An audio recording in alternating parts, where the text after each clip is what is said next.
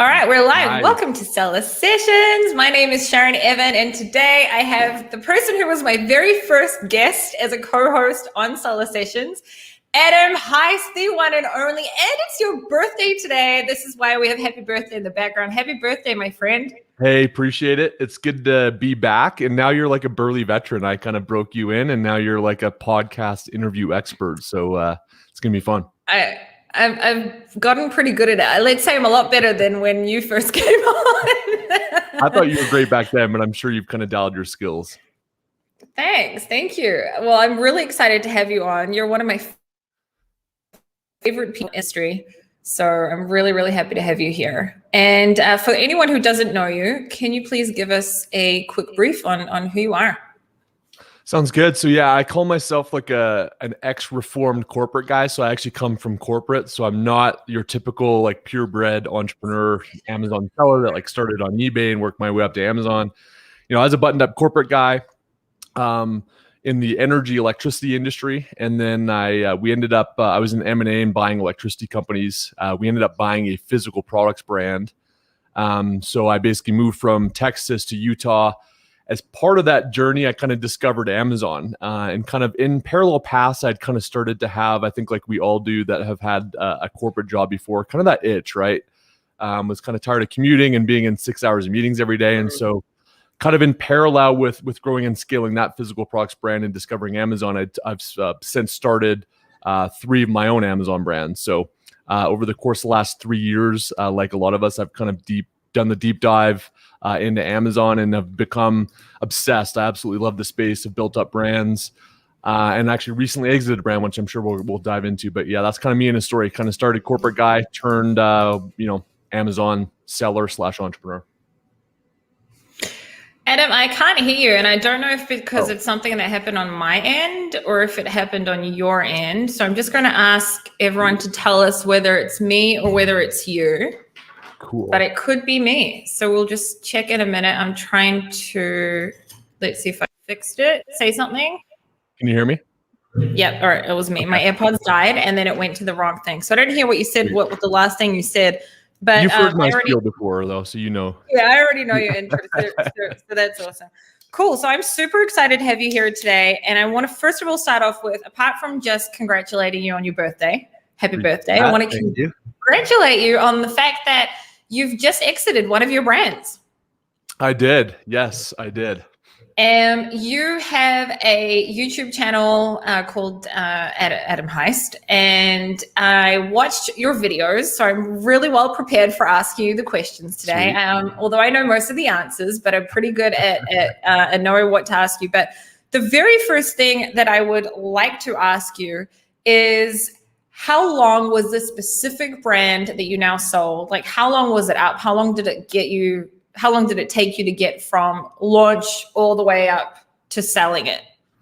Yeah, it's a great question. And I'll maybe even kind of start from like ideation to, first product to actually exit. So basically end to end from like when the first product hit Amazon to when I exited, it was almost exactly 2 years. Wow. Was kind of the end-to-end time frame. I would say about 6 months before that was kind of like, so I kind of come at it like from a weird angle. So my foray into Amazon was, I started selling like $3 million on Amazon, like when I first learned about Amazon. So it was weird. I stepped into an existing business that had a form of a channel before. So I was, pretty quickly we scaled that into 8 figures. So I was kind of like I skipped a couple steps. I didn't have to do like the start stuff. I didn't even have to like learn how to ship in Amazon stock and all that. I had teams that did that. So it was kind of weird. But what the ideation was about January that year, where I'm like, hey, this is actually really incredible. Like this business opportunity in this channel is kind of insane.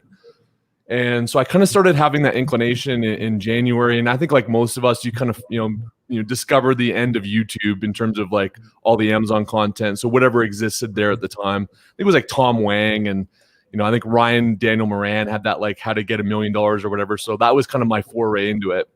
And then I'm like, you know what, I'm just going to do this myself. Like, screw it. Like, let's see what happens. I'm sure I could figure this out and we'll see what happens. So kind of from January to, probably 3-4 months, I was just kind of like learning more of the ins and outs, and then ordered product. And then, like I said, I think the first product hit, roughly around June of whatever that year was, kind of 2019-ish, I think. And then so yeah, and then the exit took place literally like a week or so ago. So 2 years and then. It's just amazing. It's crazy to me, like how things have evolved, right? Like how people can make like a 7-figure exit within 2 years. It's you know, it's just crazy. And I say this because I've got 2 people that I work with as well that are going through exits right now. They're in the stages that we're going to talk about shortly, and hopefully you'll be able to tell everyone about with the meeting buyers, etc. So one of the main things I wanted to ask was, why did you decide to sell? Right? Because this is something that I always get asked. You know, I've been on Amazon now for, this will be my almost 5th year. I think we're in the 5th year now, and we're not at the stage where we want to sell yet. So that's not true. We are scaling one of our brands to sell, but the other 2, we're not there yet. So why did you decide to sell? And I think that it can be very helpful for other people to hear, you know, where that comes from. No, totally. I think it's a great question. And especially because I'm more public facing and obviously kind of sharing my journey. And I'm a huge kind of bullish fan of Amazon and still am. So it's kind of like, well, why would you sell if it's so awesome and it's all these things? I think it's a very personal decision based on a lot of different variables. For me, I would just start off by saying it's not my only brand. And this was a home goods brand that I ended up selling. So like zero personal emotional attachment or passion to it. I'm really proud of the business that was built, and I'm super kind of stoked about what happened there. But like affinity for the products or the customer, like not really, right? It was more the business.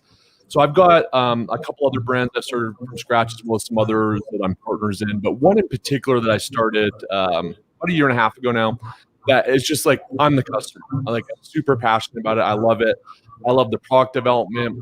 It's scaling crazy fast, even faster than that original one. There's brick and mortar retail opportunities with it. So for me, it was kind of like, if I didn't have those other brands, I would have probably not sold, just because I still think that there's a tremendous amount of upside. But for me, I had multiple brands. I was still running, you know, we'd scaled this other outdoor products brand to 9 figures. So I was still an executive at that, had to put the majority of my time into that business. And so for me, it was like, hey, this let me take some chips off the table. I can kind of double down on the brand that I really am passionate about. I can leave the kind of executive job and kind of the, you know, the shackles, which was the original intention of doing Amazon in the first place, and kind of take some chips off the table. I think the other thing that I think a lot of sellers, whether they're new or mature, and I think every seller faces this, and it's kind of one of the dirty little secrets of Amazon is that your personal financial net worth is basically in warehouses across the US or wherever you're selling, right? So the bulk of my business equity was in inventory. The bulk of my personal finances were kind of into these businesses, aside from real estate and all the other stuff that we have in our normal lives, retirement accounts and stuff. And so, yeah, I mean, it's like when you're writing these, you know, when you're buying $300,000-400,000 worth of inventory going into Q4, not knowing what's going to happen, it's not a fun place to be. It's exciting and it's challenging and rewarding, but it's also a little bit disconcerting. So for me, it was like, hey, take some chips off the table, double down, and focus on the ones that I'm kind of have the most passionate about, and then kind of, you know, relieve myself of these executive day jobs. So those were kind of my variables, and it's different for everybody, but those were mine. Awesome. That's I can totally relate to that. One of my questions around that was preparing to sell, right? Yeah. For some, it depends on your products. It depends on your niche. It depends on how it was also affected last year. You know, like there's many different things. Preparing to sell, sometimes you need time. We'll talk about it soon. We're like, the 2 weeks it took you to sell, but I'm sure that you actually needed to prepare your account for the selling stage. So can you give us some, and I say this because I had a meeting about, I think it was like it was in the middle of COVID, maybe like 7 months ago or something like that, with a broker that helped us to understand with this specific brand where we need to get it to and what it is that we need to fix, and all sorts of different things that I won't say out loud, but also in order to be able to sell. Yep. Right. So even things like getting, well, let me think about how to put it. Looking into the amount of VAs we have and possibly letting go of a certain amount and giving this work to this person in order to bring down cost of labor or whatever it may be. Yep. So can you give people some tips on what your preparation looks like? Because I'm pretty sure you did it on your own.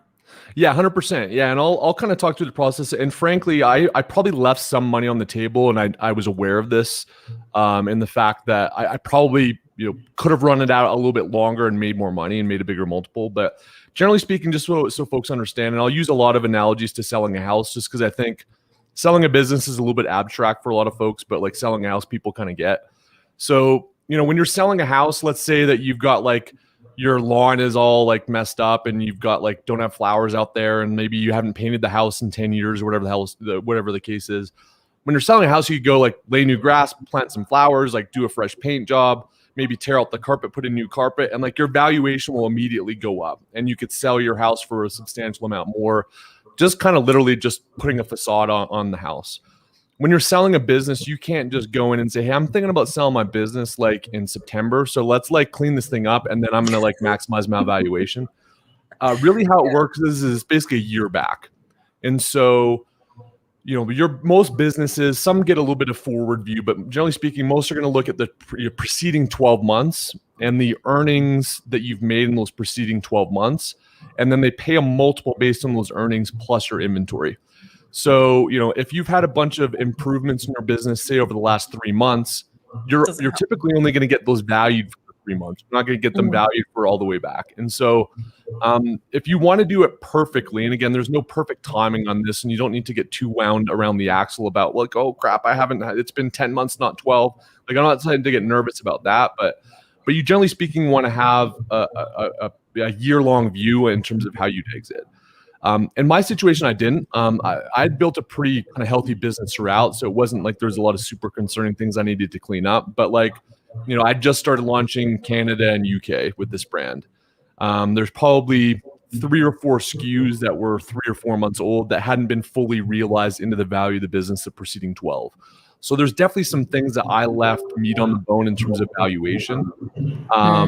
So you got to be aware of that. But generally speaking, if you wanted to do it perfectly, it's like plan it a year in advance. And to your point, reduce unnecessary expenses that are going to, so let's say that you spend $3,000 a year on some software that you don't really use.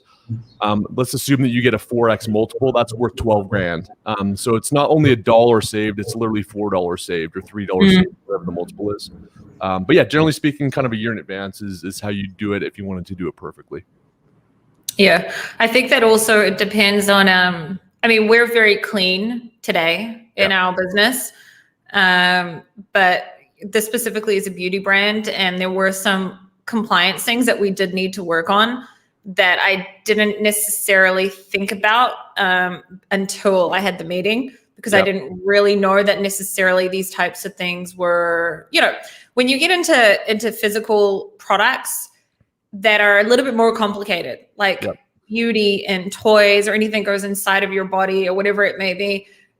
Compliance is extremely, extremely important. But like 5 years ago, it wasn't as, not for me anyway, as known it was what it is today. So there were some things that we had to work on as well. And I think that's also why it kind of depends on also what you sell. I think there's brands that are like easier. I 100%. See this also through other people that I've worked with. I've got a client who in the last 18 months, he's reaching like, he's seven figures now. Like he's doing really well. And the broker that I'm working with said to him that it's best for him to wait 6 months because he'll probably be able to not double his multiple, but I think she said that he's going to be able to get a lot more. And he put down an offer of $1.8 million. So he was offered $1.8 million and didn't take it. I couldn't believe it. I was like, oh my God, I can't believe he's not taking this deal. And it was because they believed that he can get a lot more in 6 months. No, and I think it's honestly it's a balancing act based on a lot of different things, right? Like again, you got to just kind of do a personal inventory of your situation and Yeah, your dynamics and what you're 100%. comfortable with. And it's like, I probably left, 500 grand on the table, 600 grand, like who knows what the amount is, but I'm also like, I might, Yeah. I might grow the other business that I focus on 700 grand. And like, there's a whole other, amount of possibilities that just come. So I think you got to like, there's no perfect way to do it, and you're No. never going to get it exactly right. I think it's just trying to put yourself in a position that is the most advantageous outcome for your situation at this moment in time, and planning around that wherever possible. Who knows? Maybe like one of my hero ASINs could have got pegged, and I wouldn't have had Q4, and maybe I would have lost 800 grand. Like I who knows was what that, just going to say I mean, that. there's a lot of what ifs in this Yeah. game, and you just gotta make a call based on the information you've got, and then move on with life and be happy with the outcome, even if it's not perfect, because there's no perfect outcome. So there really isn't a perfect outcome. And I was just going to say, I wanted to talk about what I'm about to say with you off camera, so we'll get more into it later. But, I wanted to actually get your opinion, because I've always said, I feel like today, when I hear other people in the industry talking, a lot of starting to say things that I said like 3 years ago when I started, which was don't put all your eggs in one basket. Don't put all your eggs in one basket. Don't only depend on Amazon, because a lot of shit can happen on Amazon. Yep. And I've gone through a lot of stuff because my niches are ruthless. Yep. And specifically last year, it's funny because I was having Melissa's watching us right now, Melissa Simonson. And I said to her, we were speaking the other day, and I said to her, she said, how was Prime Day? And I was like, well, I didn't get attacked this year. So yay, that's a good one. Last year, I had an entire brand taken down for 3 weeks, and that was 3 weeks. There are people that can be taken down sometimes for 5 months, and it doesn't matter who and how much money you have to fix it. It's unfixable sometimes because it's Amazon. So this is why I was saying there really is, you just never know. And that's part of also selling specifically on Amazon and having our businesses in their hands at the end of the day. Sometimes you can do everything as clean as possible, but there are dodgy competitors out there that do dodgy stuff. Yep. I don't remember if I told you about the attack I had last year. No, I remember hearing about it. Yeah. It's wild. I saw it was like one of the most stressful times of my life. Yeah. And I remember thinking like, thank God that thank God that we're not trying to sell this brand right now, because if we were, like, that would have been, such a setback.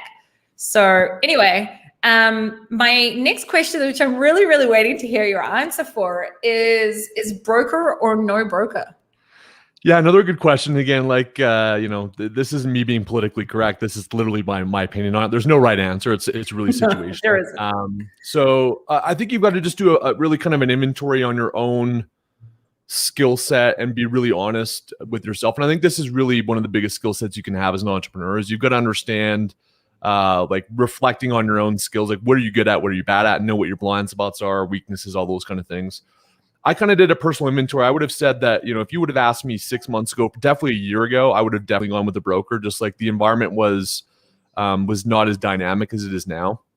But I'll maybe answer the question with like the what I think is the process that gives you the best outcome when you're selling your business, which is to get as many potential qualified buyers that exist on this planet to the table for a conversation to potentially show interest in your brand and ultimately give you an offer.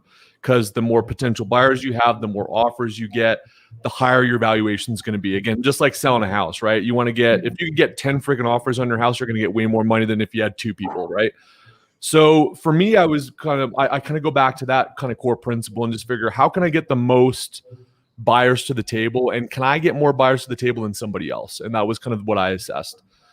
This particular business, it was in the low 7-figure territory, so it's not necessarily strategic.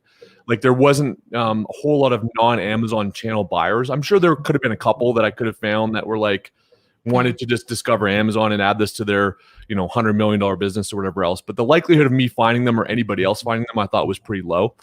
And so that was, for me, kind of restricted it more to the Amazon ecosystem of buyers. And right now, especially with the environment that's happened, and there's been $4+ billion pumped into the space, there's 50 plus aggregators. There's probably be more now. It might be like 70 plus aggregators. And I'm like, you know what? I did M&A. At least I know my income statement. I know how to do add backs, which contributes to your valuation. You know, I talk to people all day. This is kind of my world. Like I'm not scared or intimidated by these people. I feel like I can negotiate and I kind of understand kind of how to navigate stuff, as well as how to pitch it, right? And how to make it a compelling narrative and to get people excited about the brand and to understand the true valuation of what this thing could be to optimize the outcome.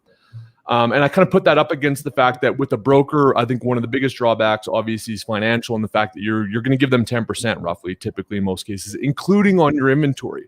And a lot of people don't realize this. So say you've got 500 grand in inventory, you're also giving them 10% of that, in addition to whatever the value of the business was. So I kind of looked at it like, hey, could I bring the buyers to the table that the broker could? I thought for the most part, yes. They might have had a couple that I couldn't have.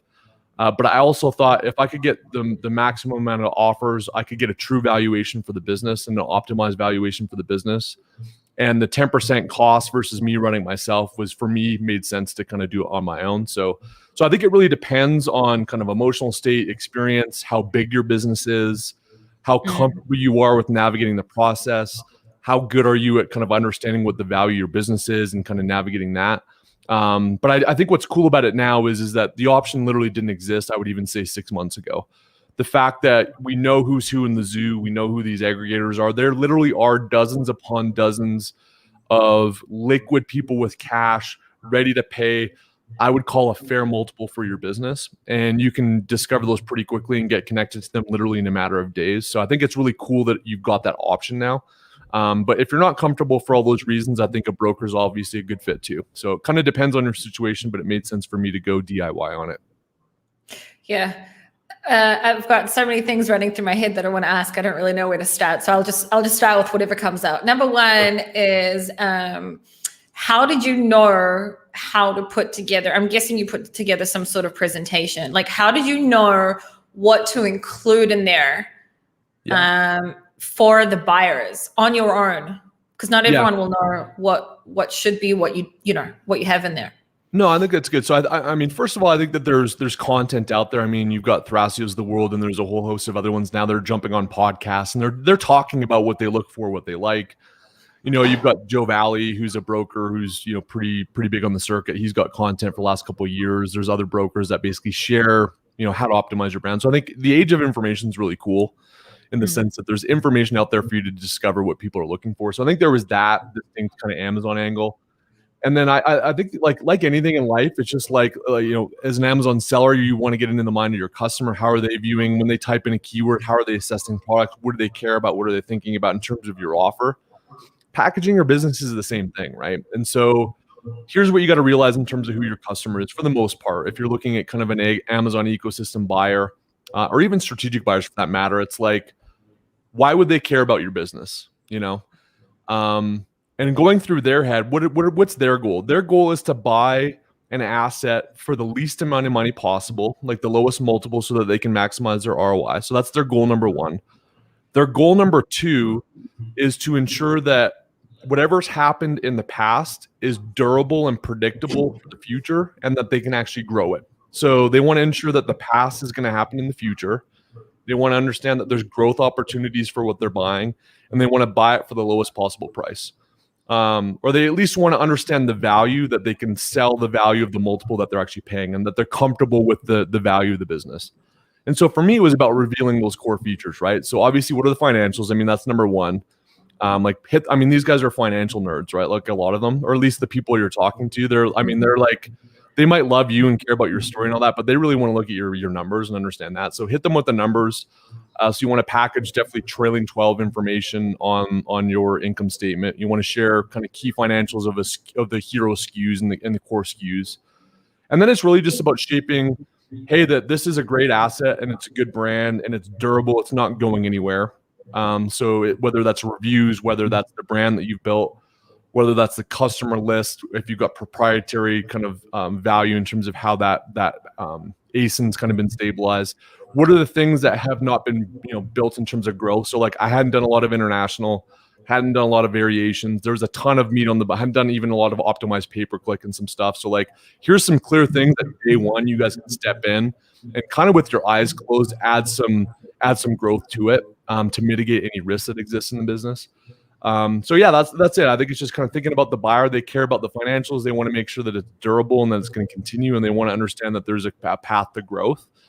Because they've got to then, all of these guys, when you see these kind of figures of raise 50 million bucks or raise 100 million bucks, like it's not like this free money in the bank.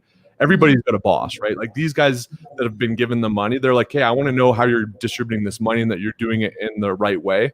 So you want to arm them with the information that they need to get comfortable with and that they can kind of pass along to their investors that they're making the right allocation of the money that they're given. So that's it. And keep it short and sweet too. Like people don't give a shit about your story and whatever else. Like 10 slides, nitty gritty, whatever. They talk to 10 people a day. Like keep it short and sweet and high level stuff, but give them the core things that they care about. I think that some keynotes, Danny, this obviously is Danny's podcast, and I'm a co-host here, but he has on like the big aggregators all the time. And my opinion, and again, this is my opinion, that I always go against the grain, and it's just the way I am. I can't be someone else. This is me. Yeah. My opinion is a little bit different from most. And there was one key thing that you said there that, in my opinion, is something for people to think about. And that was that the aggregators, because, I think at the end you did sell to an aggregator. We didn't get to that yet, but I'm fast forwarding, but we're going to go back to how that happened. Yeah, sure. You did sell to an aggregator. So one thing you said was they want to be able to sell it, to buy it for, the least amount of money. And the thing for me is, I also don't know what kind of brokers you spoke to. The one that I worked with was Youre company that I work with, and they're like amazing. But the most amazing, I can't remember his name, but I met a dude in Florida that works for them. But anyway, yeah, seems like a good shop. Yeah, I can't remember all the guys' names now because she's got two different companies. I want to say it was Jake. Anyway, I'll remember the name. Yeah, I can't remember now. There's like Leon. There's so many different people in there. But anyway, my point is that the thing is that, for example, with a broker like that, they don't call themselves brokers, but just for me to give my example here is, they will come in and they will look at your business and they will come and say, because they want their 10%, right? They want their 10%. Sure. And they want you to sell for the highest amount possible, right? So they will come in and they'll be like, look, this is what you've done in the last 12 months. But if you fix this, this, and this, and you do this, we believe that you'll be able to get to this amount. Yep. So maybe going to an aggregator, right, may have been a little bit easier and you don't have to pay that 10%. But if, I'm just going to make up numbers now. Let's just say to an aggregator, you sold, had a 5 or 4.5 multiple. But having a broker like that says, let's wait 6 months, let's wait 3 months, whatever, fix these things, do this. And then possibly we believe that we're able to get you 6, a multiple of 6 or whatever it may be. Yeah. Or something like that. I think that's when some people do need to then think about, maybe it's worth that 10%. And then it also takes away your headache of, because not everyone is you. I compare sometimes, like, seeing my videos and your videos on YouTube, and I'm like, he's hardcore production and there's like music in the background. And I'm just like, here's how it is. It's very different. Not everyone, necessarily has your confidence to come in and do these types of things. And I think that's why I think that there was something that you said on your YouTube video in this, and you also sort of said it now. I don't think it's like one solution for everyone. For some people, I think a broker makes sense. For other people, it may not make sense. I also think what you said is very true. It depends on how much the brand's worth again as well. So that's my 2 cents on it. I dare not usually say it next to like Thrasio people and stuff like that. No, 100% agree. And again, I mean, the worst thing you could possibly do is just message Thrasio, or a lot of these aggregators are starting to email people now and say, hey, we're interested in your business. And by the way, they email hundreds of people a day. It's to be like, oh, awesome, they want our business, and like only talk to one. Like that's the absolute worst thing you can do. But yeah, I think you got to do a personal inventory of what makes sense to you. I felt pretty confident in understanding kind of what a broker would look at in terms of uncovering value and where the nuggets are. But at the same time, like one of my favorite lines of all time is it's expensive to be cheap. And so, don't trip over dollars to get cents. And in the grand scheme of things, yeah, a couple $100,000 is a lot of money to give to somebody to help kind of chaperone the process. But you may end up making way more than that by kind of talking to the pros. So whether you do it on your own or you go to a broker, I just think that you've got to have a really deep understanding of your business and what the value is that resides within your business and how to optimize the variables and what those variables are that are going to maximize your financial outcome. So yeah, I mean, kind of depends on the person, but I don't think you can necessarily go wrong. Did you meet with both brokers and aggregators and then make the decision? So it's funny. Yeah, I kind of met with a broker, not like in the near term on this. I met with them about 6 months ago just to understand. And I did get a lot of insights there in terms of, hey, here's some add backs to the business. Here's some things that you could clean up in terms of expenses to optimize things. And kind of like revealing that whole concept of, trailing 12 is really where this thing is going to get valued.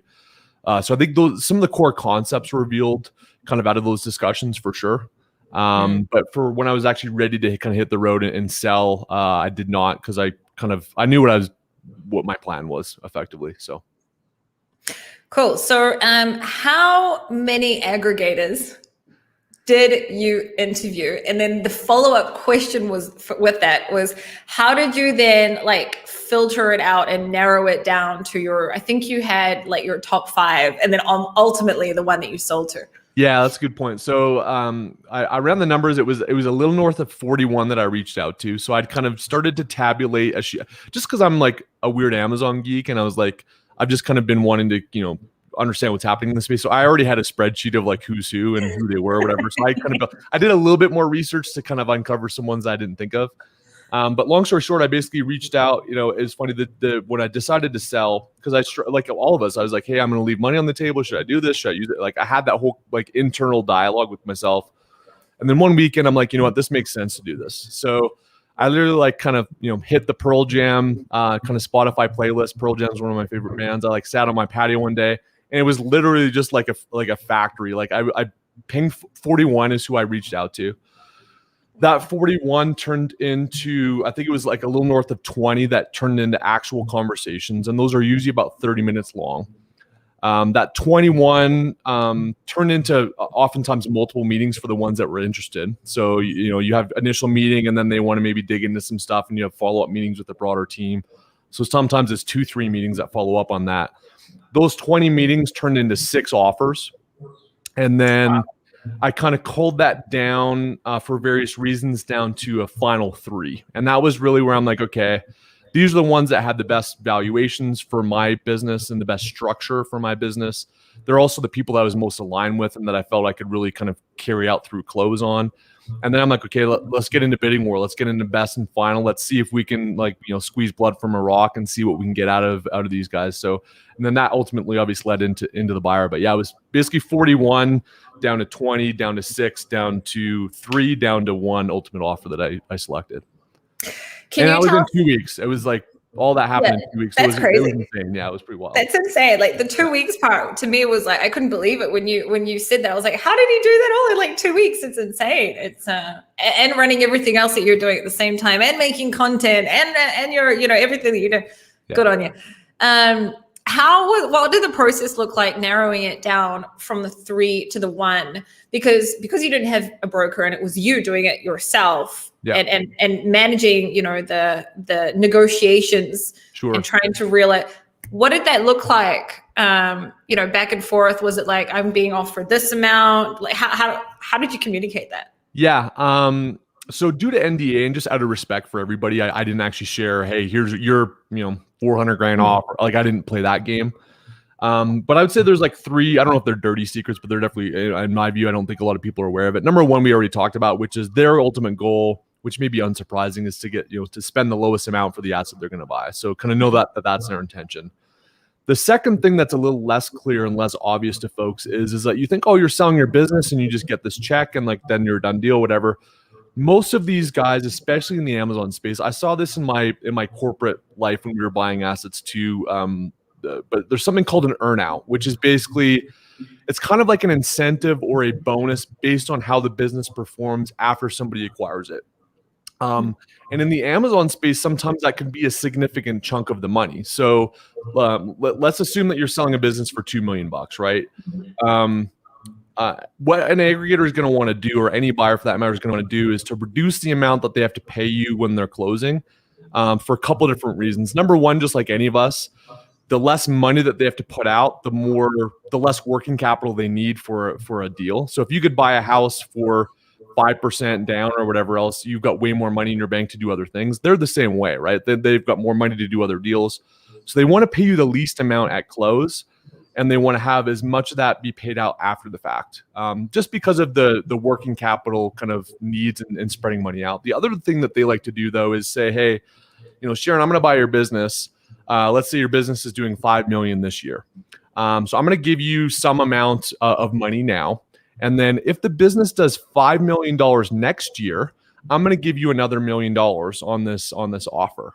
And so you're thinking, okay, well, of course. I mean, it's like, this business is growing. Amazon's growing. Like, why would it not do $5 million? People think like that. And they're like, oh, that's a guarantee I'm going to get that $1 million. But anything can happen. They could not manage the business properly, whatever else. So the other thing that I was really focused on with the 3 is to optimize the structure of the deal. When I talk about optimizing the structure of the deal, it was to get as much value cash at close as possible. And I was basing almost all of my financial decision based on cash at close.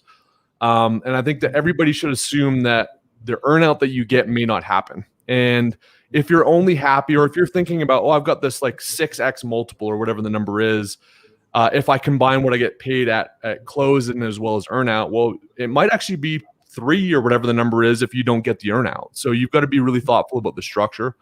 So I wanted to optimize for that.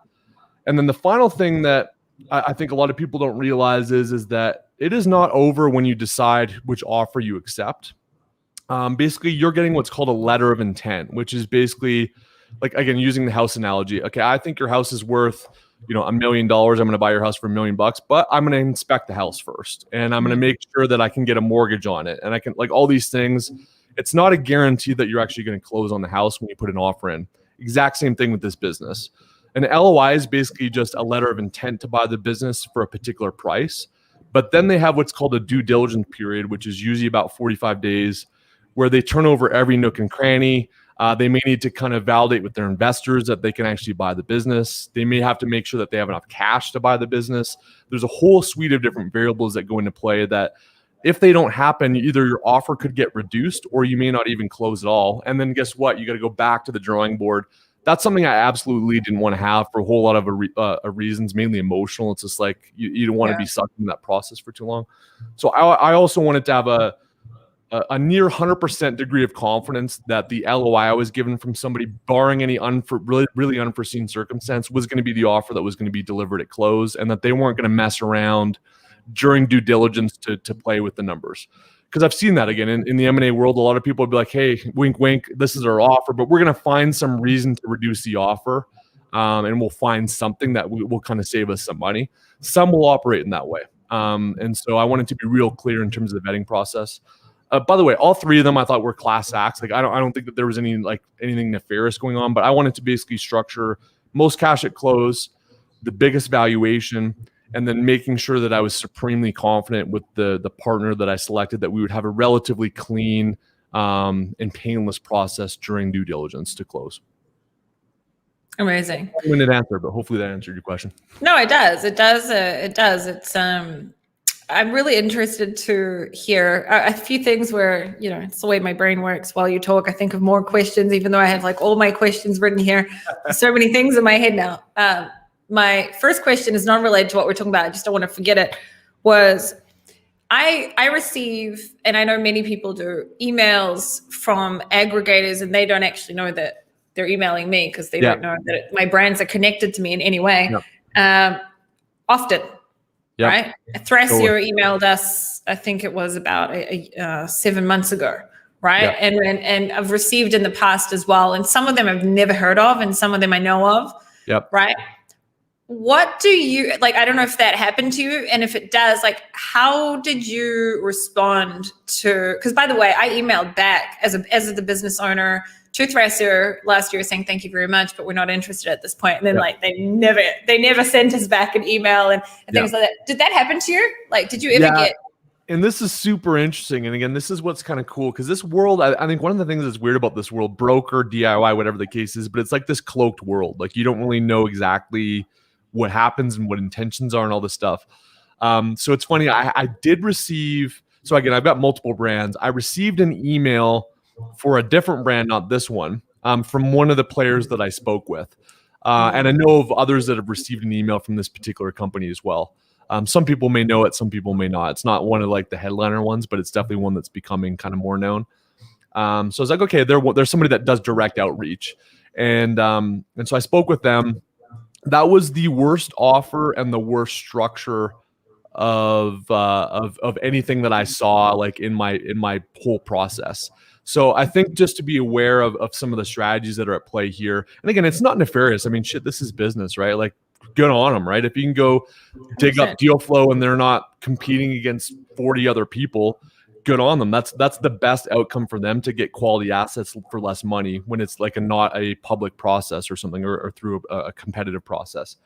But I think it's worth noting, like those people that reach out to you, their intention is to isolate you so that they are the only person delivering an offer to your business. And so that you aren't in a competitive process that they're going to have to increase their valuation or increase or improve their structure. And so that they can get the best deal that no one else has. And that's a competitive advantage for them, is to find those folks. So I think it's an automated process. They probably have some software behind the scenes that's like, hey, for certain BSRs, let's go ahead and scrape. Or they've got some VAs or teams that are like, okay, for these BSRs, I need you to go find 200 per day. Go to the business information, see if you can find out who their brand is, and then find them on the internet and email them just cold and just see what happens. And then, they probably send, hundreds of those emails a day. And then out of those 100, maybe 2 people message them back. And there's some interesting businesses that cultivate. And they would get some screaming deals, because if those people don't talk to anybody else, they don't talk to a broker, they're going to get the lowest common denominator offer. And they're hoping to frankly find naive people that, and they're not, again, I don't want to make it seem like they're trying to take advantage of people. It's smart, but they're, it's a cunning business move, and that's absolutely what they're doing. So do not ever, I mean, they might be the person that buys your business, but don't let that be the only person you talk to. The only person that you speak to. The big aggregators don't do that anymore. They don't need to. They have so many leads, and people reach out to them on their own, that they do not need to do that anymore. But that's how they started, most of them, many of them anyway. But I wanted you to say the last thing that you said, because a lot of people, I see questions, and I don't look in other people's groups, but I have my own Facebook group, and you do now as well, by the way, which we'll talk about at the end. But well, we can just say it's a FBA exit, right? Yeah, it is. Yeah, FBA exit. Okay. And I see people say this and this brand reached out to me, and I'm like, you did use the word naive, because the thing is, a lot of people that you're not even thinking about an exit, and then you see an email like this, and then they get really excited. They're like, oh my God, like this person, does anyone know this person? And then like, yes, I know that this brand, I know this aggregator and whatever. And then like they start doing, and really maybe it's not even the right time for them to even think about it or whatever it may be. So I was happy that you said and by that. the way, like this is like, newsflash, you're not the only one they're emailing. In fact, they probably don't even know they're emailing you. So like, you're not, I mean, you're special in your own way, but you're not special. So like, don't take it. And I think people can get wrapped up in that, right? Like you're like, you're a year or two and you're building your business. It's stressful. You kind of build it and you're like, shit, this is cool. Somebody wants to buy my little thing that I created. This is awesome. They're thinking, and like, you're probably just literally a scraped data feed that they like cultivated in their system. So 100%. It is what it is. We say that lovingly to everyone. Okay, before I continue, I want to pay attention to the people that are here. So wow, so many questions or things. So Tom Norton said, looking forward to this. Sharon and Adam are 2 of the real deals in the e-commerce industry. Appreciate it, brother. Thank you, Tom. Saibi, who is actually Simon, said, happy Thursday. Well, 2 of my favorite podcasters in the same place. I don't think you're a podcaster. I think you're a YouTuber. I'm a YouTuber, but you're a YouTuber. So am I, but somehow I became a podcaster along the way as well. Catherine said, hi, everyone. A whole bunch of people said they can hear us, because I couldn't hear you for like 2 minutes. Brett, my man, he lives in Utah. We'll probably meet in person, which is weird in the Amazon space, but good to see you, brother. Yeah, awesome. And then Melissa was here. Some more Oops, I already showed that. Tom said, do you think you could have captured an extra 10% in the exit if you used a broker and their 10%-ish fee to help you negotiate? So I think we spoke about that. My personal belief is I think the only I was really familiar with the ad backs and kind of the things to optimize the financial kind of sheet and how they look at that. So I don't think that they would save me there. That's one area that they can save you, is if they really can kind of understand things about the financial situation in your business that you're not aware of, either to delay sale or to add some things back that you may not be aware of. I don't think that they would have done that because I have a pretty good understanding of that. And I think the only way that they could have is if they identified a buyer that I didn't. I think of all the buyers that I spoke to in the Amazon space, they probably would have spoken to, and I don't think that they would have gotten more out of them than I did. So I'm pretty confident that I came out clean financially, but who knows? Whatever. I'm not going to lose sleep over it. I will say, first of all, we already spoke about this, and we did say that there's no such thing as like the right time or the wrong time. It's just about you and your situation. Totally. I was watching, you and I are big fans, especially they absolutely love you, of the Endgame Network. Yep. And they interviewed, which was like a huge thing for me. I watched the interview. I've just forgotten his last name, but Gabby, the founder of, he's Israeli, the founder of Catch. Did you watch that? Yeah. I saw that. Yeah. I remember that. Yeah, that was like a year plus ago, or right around a year ago. It was a while ago. I just remember one night I couldn't fall asleep, and I was like, I have to watch this. Like, he's pretty big thing, like, because he's originally from Israel. You know, I live in Israel, and anyway, and he said that he sold one of his e-commerce. It wasn't Catch. It was another one. I can't remember. Maybe it was Catch, actually. I can't remember right now. Last year, pre-pandemic, and anyway. He said that if he would have sold it now, he probably would have made another $500 million. Yeah, I think he like sold it for like 80 or 100 and would have like, but it's like, it would have been something insane. Thank you, Justin. Justin just said, Gabby. Oh yeah. Cool. Yeah, I could have said that in Hebrew, but anyway. And I watched that and I was like, oh my God, imagine selling your brand and then like suddenly 6 months later, COVID hits and boom, it's worth like, you know, like times 20 of whatever you sold it for. Yeah. But who could have known? You know, and he still had like however much, 80 million or whatever from it. And that's what I mean. You can't look back. You can only look forward. And I think the way that I'm looking at it, honestly, is like, I hope they 100x it. I hope that they're like, they do something insane with it that I've never kind of imagined. That would be cool for me. But for me, I mean, here's the brass facts of it. I put 27 grand into I looked at the balance sheet like after I closed, just because I hadn't really thought about how much money I put into it. I put 27 grand into the business. I took 77 out. So like during the course of the business, I actually took 77 out, and then I had a 7-figure exit. So like, where else could you take 27 grand, take 77 grand out, and then get, you know, a 7-figure check? Like nowhere. So I'm like, nowhere. I'm playing with the house's money. Like, who cares at this point? You know, it is what it is. So you just answered wow, look at that. I'm like, the question here is saying generally how much. Not only am I a YouTuber podcaster, but I'm also a psychic clairvoyant. So yes. You're just like this genius. So yeah, how much capital does it take to build a 7-figure brand? I put 27 grand in. I took because there's like owner distributions. I had 77 grand in owner distributions. I had a $88,000 SBA loan that I got during COVID. That was basically free money. And then I think I had a $25,000 Amazon loan. So, you know, some of it was serviced with debt, but my personal money was called 27 grand. Cool.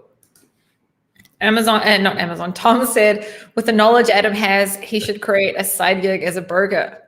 Yeah, maybe he's working on it. We don't know, Tom. Maybe. At this point, I've got other stuff I want to put my attention to. I just want to I want to share facts so people can kind of learn more than I knew. So that's my intention at this point, but appreciate the confidence in me, Tom. Thank you. What are the must-haves and must-not-haves in a business that you're planning to sell? Great question. Yeah, I mean, you've got to absolutely have profit. I mean, there's some bare minimums, right? I think that most businesses now, you're going to want to at least hit $1 million in revenue. You can sell it for less than $1 million in revenue, but most of the buyers you're going to substantially reduce the amount of people that would want to buy your business if it's less than $1 million in revenue. Let's start there. And you're probably going to want to have at least 250 grand in earnings in the business for it to be interesting. So if you're doing $1 million and making 50 grand a year, probably no one's going to want to buy it.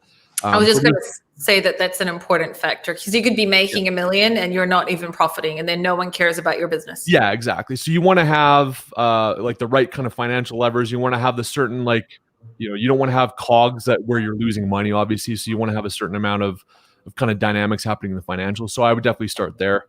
I have a question on that. I just don't want to forget it. Go ahead. What if, because this is just an interesting one. What about people that make, let's just say their brand does less than $1 million, but they make a lot of profit, over 300,000? Because one of the people that we had met with at the time, so we have 3 brands and none of them on their own are 7-figure brands. They make up 7 figures, but none of them on their own are 7-figure brands. But we've got very high profits. Okay, so one of them's a beauty brand and we buy for a lot cheaper than what we sell for. It's high level beauty brand, right? And one of the brands that we had looked at as an aggregator it's called Upsilon. It's an Israeli company that the owners of Totalitics and Quantify Ninja, anyway, they got millions and millions of dollars. And and a lot of the people that we had spoken to at the time, this is before selling your business got so big in the last 6 months. This is I don't know, I think it was a year ago. My timing is off right now because my, brain's off. But anyway, and that was one of the questions that a different company had asked. And I was like, but why does it matter? Why does it matter that it's not at $1 million, right? If it's making more than what most people that make $1 million, it was one of the first questions that I'd asked. And then another brand, Upsilon, came and said, we don't even care about that. We literally just care about your profits. So what was your experience on it? So I said that as a simple thing. I mean, most people are going to be within a 10% range in terms of earnings. I mean, most are going to be within 15 and 25% of whatever their top line is. That's kind of what their take home or their net's going to be, not including ad back. So it's just kind of a yardstick for people to, so they usually just say $1 million for that reason, but you're absolutely right. If you're doing 700 grand and making 350, that's actually really, really enticing because super high margins, repeat customers, assuming your marketing costs don't kind of eat away at that is a massive advantage, right? So I think, there's going to be a base. I guess my point is there's going to be a baseline financial yardstick you're going to need to hit for it to be interesting for them, because it's about the same amount of work for them to bring in a $10 million brand as it is a one. When you think about the closing process, the integration process, whether you're buying $10 million worth of stuff or $1 million, it's about the same amount of work. And so as they scale and grow, the only way that they can continue to scale up their growth rates is to bring in bigger brands. That's why Thrasio's, Heydays, CellerX, some of these guys don't even want to look at you unless you're doing $2, $3, $4, $5 million, right? But you're absolutely right. It ultimately comes down to earnings. And this business too was kind of low 7 figures, but it had substantial margins as well. And so that was super enticing. So I probably played more like a bigger brand than what the actual revenue was because of the fact that it had really healthy margins. So they're going to care about that. And I think the other thing that they really want to care about is again, durability. And that's why I think review counts, predictability, how stable is the category, the product, what's happened with margins over time. They want to make sure that it's predictable and that things aren't on a downswing, because if they're on a downswing or it's not defendable and there's nothing unique about it and there's no moat, it's going to be difficult for them to predict in the 1, 2, 3 years ahead that it's going to continue. So I think financials are key and yardsticks there, and then making sure it's durable and defendable is probably the other key criteria. And then I should say too, the other thing that people don't realize is, again, when these guys are raising all this money, it doesn't come without handcuffs. A lot of them are restricted on how much they can actually pay for brands. So their multiples are restricted. They're actually capped at a particular multiple to distribute the money. And then some of them can't buy into certain categories. So some Sharon might be prevented from buying beauty brands for reasons that you talked about with regulations and health and safety, whatever else. People can't buy smoking brands, firearm brands, sex toys. If you're selling those, good luck selling, right? So there's some restrictions that they're just going to have. They call it covenants, but if somebody gives you $50 million, they're going to be like, hey, I'm going to give you $50 million, Sharon, but you can't spend more than this. We've got to personally review and validate every deal. And then these categories and these types of companies you cannot buy. Do you want this $15 million? And you're like, okay, yes. So a lot of that happens behind the scenes as well. So. Yeah, beauty is actually, in my experience, it really depends on what you sell in beauty. there are certain types of products that they won't even look at just because of the risk involved, insurance and things like that.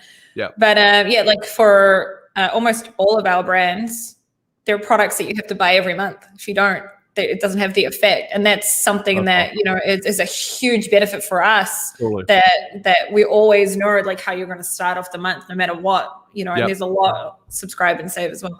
Awesome. Simon says, I love when Sybe is his name's Simon. I always say Simon says, what buzz did you get when you saw all those extra zeros in your bank account? You've actually got a video show yourself in the, see, I keep up with you in the airport showing it. Yeah. So I think, so the funny thing is like, so I was sitting in the airport. I was actually going to an Amazon event. I'm a partner in Sellerized Software as well. So we were doing our first like event with people. So I was kind of in the airport, and again, you kind of think about the process, right? I talked to 40 people, or reached out to 40 people, talked to 20, got 6 offers, whittled it down to 3, got the offer. And then you're kind of on pins and needles for that due diligence period of whatever it is, 45 days. Like, again, you just don't know what's going to happen, but you're kind of anticipating this thing happening. So I'm literally sitting in the airport, and this is the day that I'm supposed to get wired the money after going through this gauntlet of emotions and meetings and all this stuff. And it's a lot of work and due diligence as well, and transferring the Amazon account because stuff can go weird there. And like, so all that stuff's happening. I'm sitting in the airport, and you're kind of expecting this freaking crescendo of like, oh, like, the sky's part, and it's like amazing thing. And I like flicked the thing on my app. I was checking about every 10 minutes. It wasn't super neurotic, but it was neurotic enough when I was checking every 10 minutes. And it was literally like one of the flicks. It was just like, and then there was like 3 more zeros on there that hadn't been in the account before. And it's kind of cool. Like I kind of reflected for a couple of minutes, like on the journey and all the battle scars and all the cool thing, like why I did it in the first place, and my reasons for why I did it, my reasons for why I sold. And it was really stinking cool. And then like 10 minutes later, it's like, okay, like my life hasn't, like it's back to normal. So I don't want to like make it seem like it's not a big deal, because it is, and it's super a super important life event. But like anything in life, I think that you build it up and like make it this like movie like theme, and it's not that. It's like, okay, then your life goes on, and it's like, hey, I'm going on the plane and checking in like everybody else, and like kind of forgot about it. And now, it's part of my life, but I don't really think about it a whole lot. So it's a big event in many, many ways. And in other ways, it's almost not an event at all. So that's the best way I could describe it. I think it depends on who you are. I think that in my journey, a lot of people think that because I talk about my coaching and stuff, it's me pitching. It's not. It's just showing that like I've spoken to hundreds and hundreds and hundreds of sellers. So like I don't live in my own little bubble. And it could be that possibly, without sounding up ourselves or anything, that someone like Youre and I, it could have been like, oh, wow, like so much money, but awesome, let's continue because whatever. And it could be that like you could have been someone that's like life-changing money. And now it means that you can put your kids in university, and you can buy this house, and you can do, for some people, it really is life-changing. And then there's people like you and probably me when it happens as well, where we're probably going to use that money to invest to make a lot more money. Yeah, honestly, I like money like anybody else. I think it's a motivator, but for me, that's really not what it's about. Like that wasn't why I started this whole thing. I was making damn good money as an executive at like I could have been happy as a cucumber doing that. I could have gone on to CEO level C-suite stuff and gotten big chunks of equity. Like, I mean, that was a path I could have easily taken. And I there was probably easier paths for me to get a really secure kind of financial, and I was already in a good spot there. But so for me, it wasn't about the money. It was about like unlocking a possibility for my life and like a personal challenge and like living life on my terms. That's what it was about for me. And so for me, it's almost a symbol of that as much as it is anything in my bank account. I mean, it's like, at some point, it's numbers on paper, and it's really about what it enables you to do and what it arms you to do as a human being, given what you care about in life. And so that was the exciting part for me, is just like, okay, cool. Now, not that I wasn't living life on my own terms before, because I was, but now it's like, now I'm really like, I answer to myself and the people I care about in my life, and that's it. And so yeah, that's what it's about. Not related to the main question, but I've been digging deep a lot recently into like my whys, because I've somehow in the last year got myself into so many different things that I didn't used to do. And like, I've got this big mess in my head. And I asked myself this question, and I'm really interested to hear your answer, is what is your favorite part in the whole Amazon, or it could be Amazon, it could just be product development, like whatever it may be. What's your favorite part in this business? It's interesting. It's a tough one. I can tell you mine if you want time to think. I think I mean it's not necessarily a part, but it's kind of a feature of this business. I think I would say not necessarily a part, because I kind of like a lot of the moving parts for different reasons. The feature that I think is the craziest for me is what I call leverage. And it's like when I think about leverage, I mean, if you think about it in physics terms, it's like you could take a pole and you can lift a lot more weight by using. Oh my God, I have to show you something while you're saying. Yeah, go ahead, do that. You keep saying it, and then I'll show here. I've got it here. Yeah, cool. But it's basically, in the physics sense, it's lifting a lot more than you could otherwise do because of a tool. And for me, this is a life and a business tool that's just like so high leverage, in the sense that you can do a lot of hard effort and sweat once. And then you don't have to replicate that same effort to get an outsized outcome, right? So whether it's you launch a product effectively and then it goes on to make you a ton of money and you don't really have to do a ton of work along the way, or whether it's arming an employee or teaching somebody else how to do something cool and then they can go and do and scale something for you. And then it's automations, it's ordering stuff across the world and never having to physically touch it or see it. It's all these things that are just like really kind of insane to me when I think about how the world existed even 5 years ago, that, to live in this time and to build businesses in this kind of a way that are super, super high leverage in terms of both financial as well as human capital. For me, that's just cool and crazy. I just think it's one of the wildest things and one of the wildest times to be alive and to participate in this. So that's what I like about it. It's just the super high leverage element of it. That's an amazing answer, by the way. I don't think anyone else would have answered that. This is, I don't know if you'll be able to see it, but this is a drawing my dad. This is my dad's. And this is a huge rock. And that is so crazy. So I grew up in an entrepreneurial household with a father that taught me, gave me all the tools that I needed, forced me to read. I didn't understand it as a child, how it was going to really structure my life, but forced me to read Rich Dad, Poor Dad when I was 12, and all sorts of taught me all sorts of crazy things. And he taught me the most important thing about leverage. I don't know when he gave me this. I really can't remember, but leverage is like one of the most, I always have here things that remind me of things that he taught me as a little girl, but I came to the conclusion that my favorite thing and what really got me into everything is product development. Yep. And I didn't even realize it, because I realized that in the last year, I focused a lot less on creating more products and a lot more on other things, right? And it was really just about what I had and just maximizing what we had rather than adding more things. Yep. Yep. But I was busy helping, hundreds of other sellers develop theirs. And then I realized that's my favorite thing. That's what I've been doing my entire adult life. The product development part and actually making the products. This is why I don't just consider myself an Amazon seller. I'm beyond that. Yeah. And I got to the conclusion that it really is the development part. And it has nothing to do with our conversation, but I was really interested to hear what your answer was going to be. Yeah. Last question, and then we'll wrap it up. Because number one, it's your birthday, and number two, we've been going on for a long time, and I'm conscious of your time. So, do you think that every brand is sellable? No, I think the majority are. I think the question is, I think there's kind of four potential outcomes with businesses that get built in the Amazon space. One is that they get built unprofitably and they're not sustainable for financial reasons, and they're basically just no one's going to want to buy those. I think that's relatively rare, but that generally happens. There's even value in your account and other things. So, but I think one outcome is that you just can't sell it. One is that it gets sold for scraps. And I think, unfortunately, the people that haven't built brands, and when I say brands, I mean like not just ASINs, but products that people want, that are defendable, that are scalable, that have other things going on other than just a ranking, because ranking can be fleeting, right? Especially if it's just a Me Too product. I think those Me Too products, they might get sold for scraps. They're just, you're not getting these multiples that you think that are going to happen for the average person. It's going to be very small.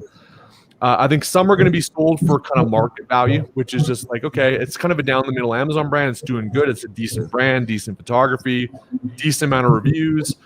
Rankings are okay, and like financials are okay. Like, it's a good business. We'll pick it up. We'll add it because we need to grow and scale, and that's part of the business.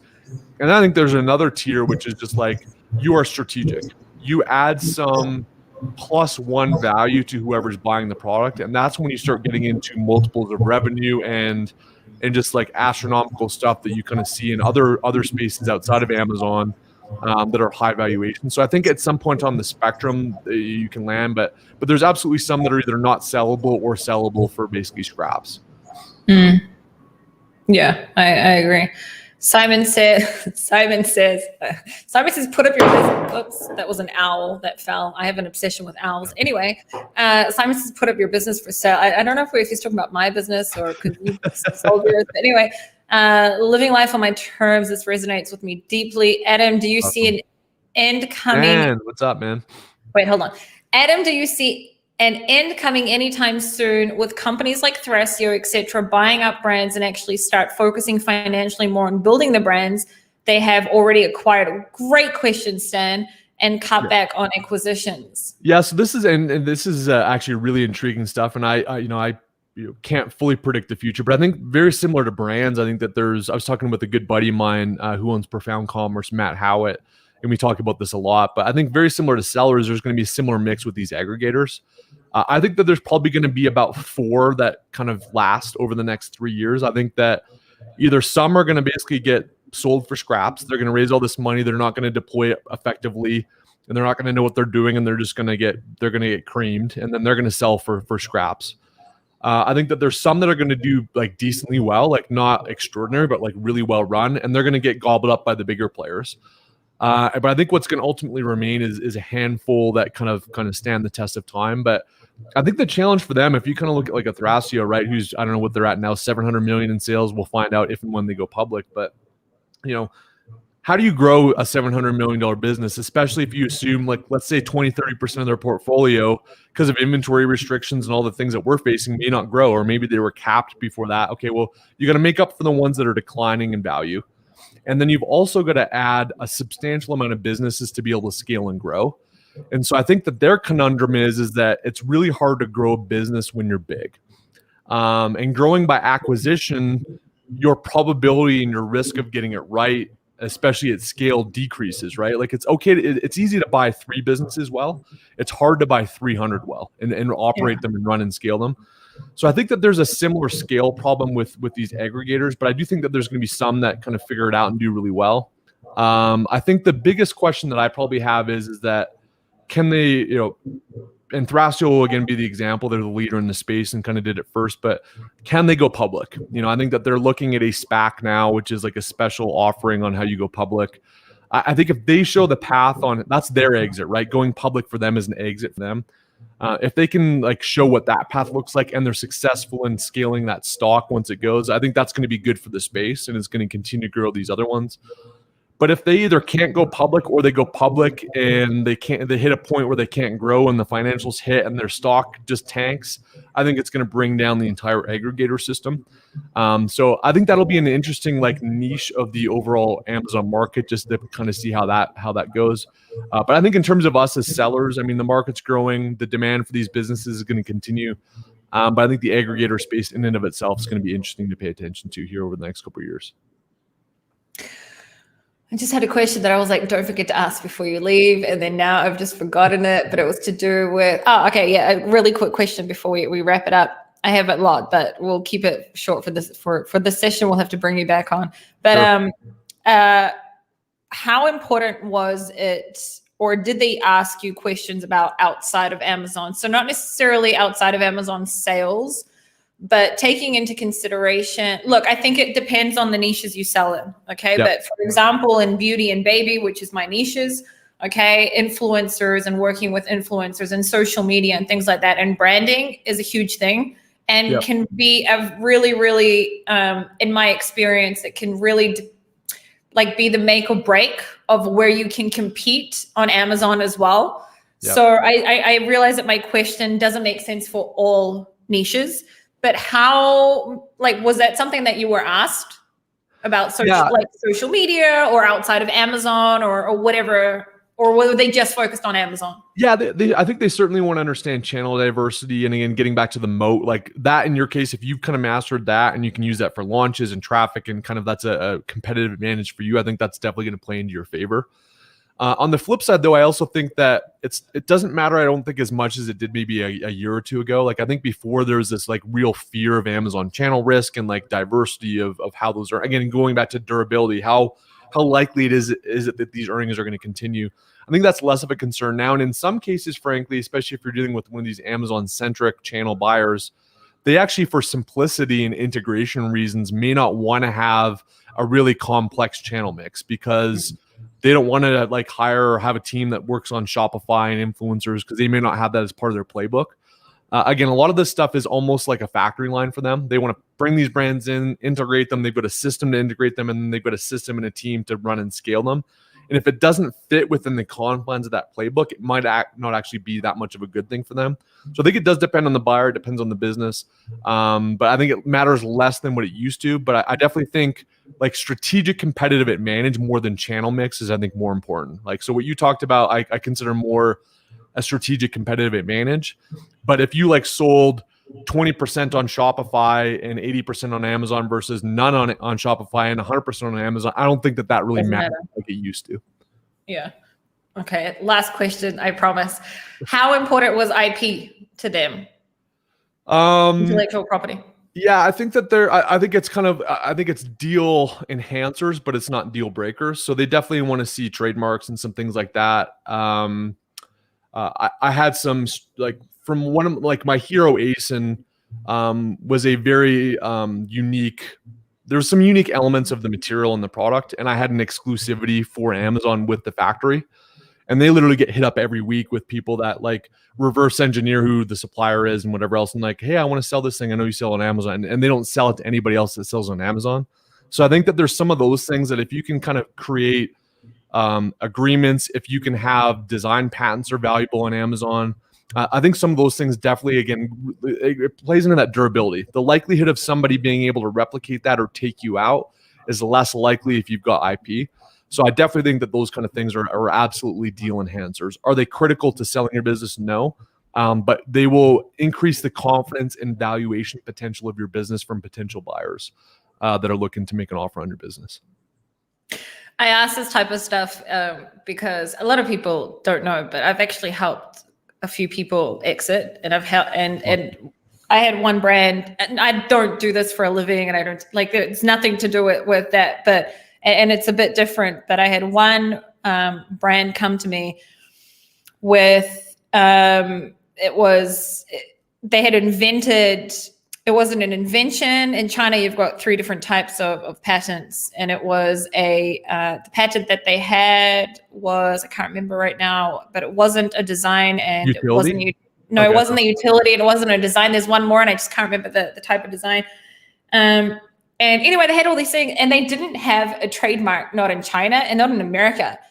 And I was like, how the hell can you not have a trademark for like what is wrong with you? Like what the, and they did actually have brand registry without the trademark. I can't remember how that happened. Amazon at the time had, and I think that there is just so many things that people don't understand, that especially if you've got unique products and things like that, that actually like IP and things like that can actually help your multiple by a lot. Yep. Especially if it's also in China and then no one else can touch you. Totally. And I think that's something that some people that are listening should look into as well, because it surprises me the amount of people that don't know this or don't even think about it as well, especially out of China. But I could go on, and I know that we could go on, and it's your birthday today, and I want you to, I know you were up really early today in like the end game, and I want you to be able to go have an amazing day, and I also want to pick your brain off camera. So thank you so much for coming on. I just want to say that Simon says, I'm going to laugh every time I say that, you guys bring so much to this amazing e-com community. Thank you. So thank you, Simon. Adam, if anyone wants to reach out to you, how can they find you? Yeah, I think there's just 3 things to consider. Number one, if you want to kind of hear my take on the game, I usually post videos weekly on YouTube at Adam Heist. So just type in Adam Heist to YouTube and check me out there. I've started to share kind of my exit experience and other nuggets in the industry, and I'll continue to do that in terms of selling your business, just because I think it's super fun. So if you want to kind of follow that path, just type in FBA exit into Facebook, and you can kind of add that private community, and I'll just kind of share my take on the game and any news that happens in the M&A kind of side of Amazon. And then I'm a partner in software company Sellerize. So if you want to check that out, we've got, I think if you go to sellerize.com/heist, there's some kind of a promo. I think it's either 30 days free or 60 days free. So just check us out there. And then otherwise, we'll see you guys on the Amazon ecosystem, I'm sure, across the way. But it was great chatting with the Seller Sessions community and sharing equally to kind of spread the love back to you. You're one of my favorite people in the space, and just love people that shoot straight, that are transparent, that don't play games and don't have ill intentions. And that's really what life's about, and what you kind of do and put out there in the world matters. And I really appreciate what you contribute. So it's obviously fun for me to lock arms with you as well. And thanks for having me on. Thanks, Adam. I appreciate that. I just want to say that I didn't get to ask all the questions, but you have 2 videos that you put out in the last 2 weeks about your exit. So if anyone wants to know more in depth, they can check out your videos on that. They're very informative as well. Thank you so much for coming on. If anyone wants to reach out to me, I also have a YouTube channel, Sharon Evan, and you can also join my Facebook community as well, Amazon FBA Alphas. Isabella will be back on Monday with Mindset, and Danny will be back on Tuesday. Thank you, Adam. Happy birthday from everyone here in Seller Sessions. I hope that you have an amazing birthday, and I wish you so much more success as well, and happiness, and stay, just who you are. You're an amazing human being. So awesome. Thank you so much for coming on. Yep. Cheers. Thanks, guys. Adam.